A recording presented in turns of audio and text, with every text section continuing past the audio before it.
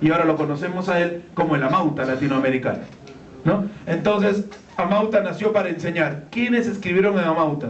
Sigmund Freud, Stalin, Trotsky, Daniel Alfaro Siqueiros, Diego Rivera. Cuadros de José Sabogal, de Diego Rivera, de Alfaro, de los grandes muralistas mexicanos. ¿Quién más escribió? Se puso artículos de Einstein. Entonces, la relatividad llegó al Perú a través de Amauta. El psicoanálisis llegó al Perú a través de Amauta. La revolución rusa llegó al Perú a través de Amauta. No estoy mintiendo ni bromeando. Era la gran revista intelectual. Toda América Latina reconoce hoy en día que Amauta sigue siendo la más grande revista publicada en todo el continente. Solo tuvo 32 números.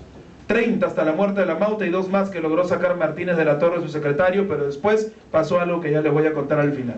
Bien, Amauta unió a todo el mundo. Estaba Eguren ahí, no le gustaba la política, pero era un gran poeta. Amauta le dedicó todo un número a Eguren. Eguren era fotógrafo, pintor, músico y escritor. Y le puso toda su obra ahí. Artículos sobre Eguren, artículos de Eguren, poemas de Eguren, acuarelas de Eguren. ¿Cómo un proletario revolucionario marxista-leninista como Mariátegui homenajeaba a Eguren, un artista de la forma? Porque Mariátegui sabía apreciar el arte de donde viniera. Y además era más inteligente tener a Eguren cerca que a Eguren en tu contra. Mariátegui sabía construir frente único. Por eso llama a la construcción del frente único en el Perú.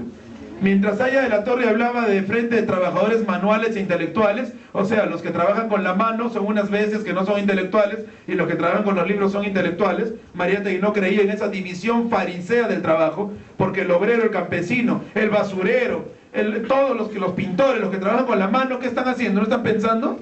¿O son meros robots? Respóndanme. ¿Están o no pensando? Entonces no hay esa división entre trabajadores manuales e intelectuales del aprismo. Son trabajadores proletarios y punto. Unos de los libros, como los maestros que aquí nos rodean, y otros de la hoz o el martillo. La hoz es el instrumento del campesino, el martillo del obrero. Símbolos maravillosos que Mariátegui supo defender y que hay que defender con coherencia social. Entonces, Mariátegui saca a Amauta. Y después se da cuenta que Amauta ha pegado y que los campesinos leyendo a Freud. Campesinos leyendo a Darwin, ¿no? Leyendo a Einstein, ya de la relatividad, ¿no? ¿Qué estás leyendo, papá? Todo es relativo, hijo. Maravilloso, ¿no?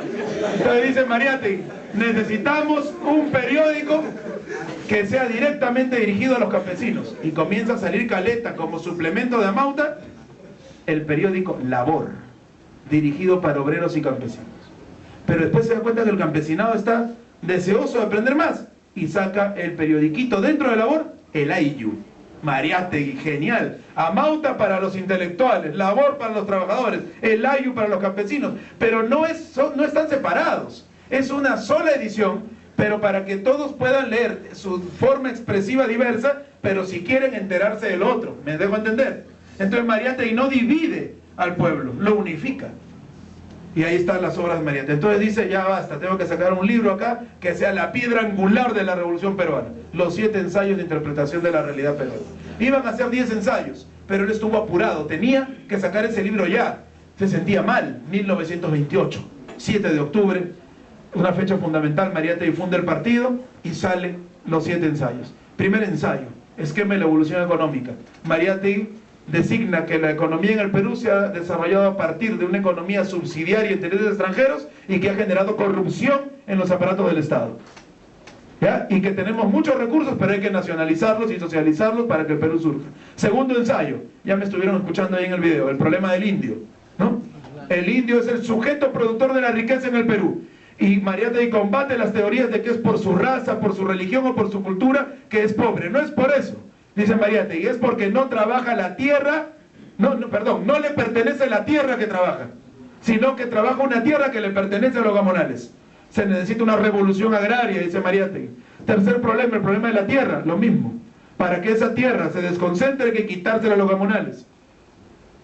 Cuarto ensayo, el factor religioso. Defiende la religión materialista de los indígenas, una religión que no le ora a seres supremos, sino que entiende al agua, a la tierra como seres que comparten el mundo con nosotros y que hay que respetarlos. Mariátegui era medioambientalista, definitivamente. Estaba planteando que el capitalismo destruye el ecosistema y que la religión andina respete el ecosistema, frente a la religión simbólica y de doble moral que habían traído los conquistadores. Quinto ensayo: el proceso de la instrucción pública. Hace una crítica a nuestra educación, primero españolizada, después afrancesada, después alemanizada y pronto norteamericanizada. Los españoles con su educación religiosa, los alemanes, los franceses con su educación demasiado elitista, producto de la Ilustración, los alemanes con su educación vertical militarizada, convertir la escuela en el ejército, lo cual quita la capacidad creativa, y los norteamericanos, especializarnos en ramas de producción, Fordismo y Taylorismo aplicado a la educación, para alejarnos del concepto integral del conocimiento. Y ese es el ensayo de la educación fundamental, que lo tienen que leer como estudiantes. De ahí, el sexto ensayo, abandonado, que es Regionalismo y Centralismo, que es un ensayo fabuloso. Creo que me he equivocado en el orden de los ensayos, pero no importa, están todos. Regionalismo y Centralismo, donde Mariátegui dice, antes que nadie en el Perú, que el Perú es centralista, pero un centralismo burocrático.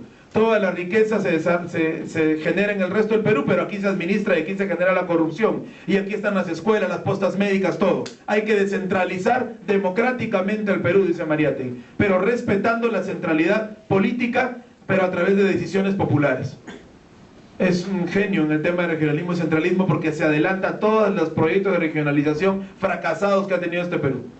Y el séptimo ensayo, el más grueso, el proceso de la literatura, donde extraño que un político hable mucho de literatura y que sea el ensayo más largo, pero él había sido escritor, recuerden, había sido cuentista, narrador, dramaturgo, poeta.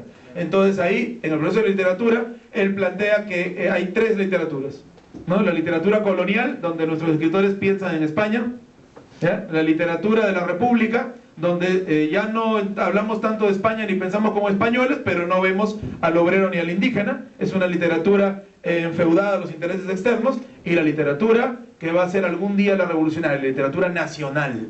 Y para Mariátegui, el fundador de la literatura nacional es alguien a quien Ribagüero había ofendido, el joven Mariano Melgar.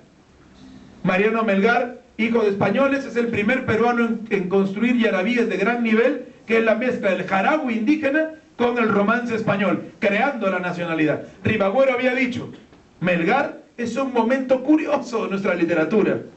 Claro, está haciendo poesía de cholos, ¿no? Por eso es un momento curioso.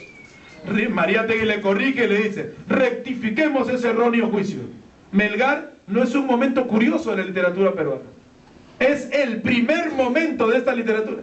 ¿Por qué? Porque se fija en lo indígena, que es el sustrato de nuestra nacionalidad. Basadre decía, el Perú cabalga sobre los Andes. Es cierto, los Andes tienen la misión histórica de dividir la Amazonía de la costa o de unir todo el Perú.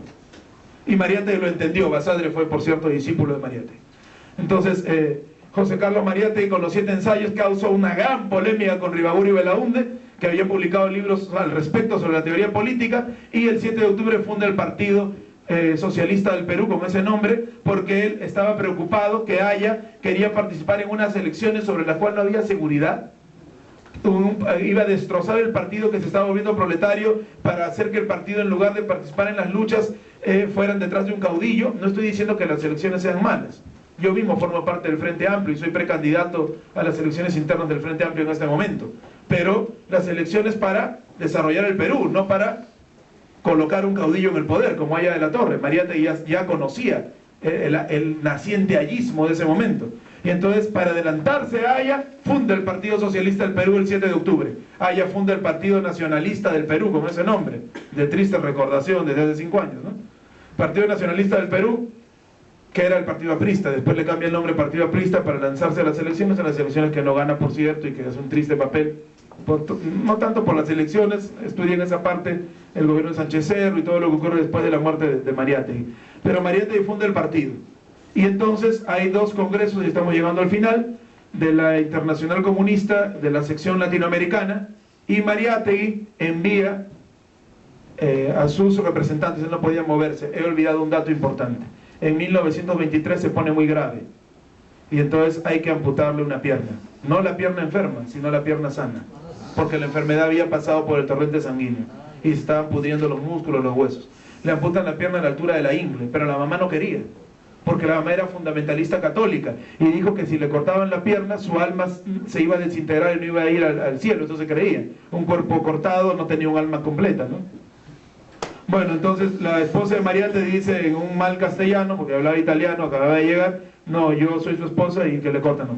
Entonces le cortan la pierna. Después de esto le nacen 2 hijos más, de sus 4 hijos que hemos hablado, y Mariátegui así, todo es que hace todo lo que les acabo de contar. Todo lo que les acabo de contar: Amauta, Labor, la escena contemporánea de 1925, los 7 ensayos de 1928. Deja 3 libros más: Defensa del marxismo, El alma matinal y otras estaciones del hombre de hoy, donde habla del arte y la revolución, y Ideología y política, que son sus postulados políticos para el Perú. Además de muchísimos artículos y ensayos sin editar el libro. Entonces, tremendo pensador y actor de la sociedad peruana.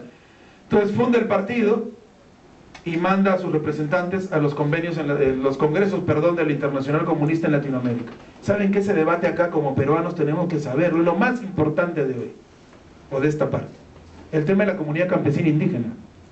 Mariátegui envía y combate con la Internacional Comunista contra Codovila, Vittorio Codovila y otros, que dicen que Mariátegui es un pasadista, un populista, un retardatario, porque Mariátegui sustenta la siguiente tesis frente a lo que sustentaba Moscú. No quiere decir que Mariátegui no estaba con la Revolución Rusa. Ya hemos visto que Mariátegui es un polemista y puede querer el frente único. Para estar unidos no tenemos que pensar todos igual, ¿no es cierto? Puede haber discrepancias. Su discrepancia con la Internacional era esta. La Internacional decía que la revolución tenía que hacerse con la dirigencia de los obreros. El Perú era un país que tenía muy pocos obreros, que tenía más masa campesina, y que el mayor explotado era el indio. Entonces Mariátegui, y por eso insistía en su origen familiar, ahora van a entender por qué, Mariátegui conocía a la comunidad campesina. Entonces Mariátegui descubre, fíjense, que el socialismo científico lo ha creado Marx, ¿no es cierto? Todos sabemos, ¿no? ¿Y Marx en quién se basa? A ver, ¿quién me dice? En los socialistas utópicos, correcto. Y los socialistas utópicos, Owen, Fourier, etcétera, ¿en quién se basan? ¿En la lectura de qué? De las crónicas escritas por Bacon, Campanella, Tomás Moro y otros sobre la historia de América, aztecas, mayas e incas.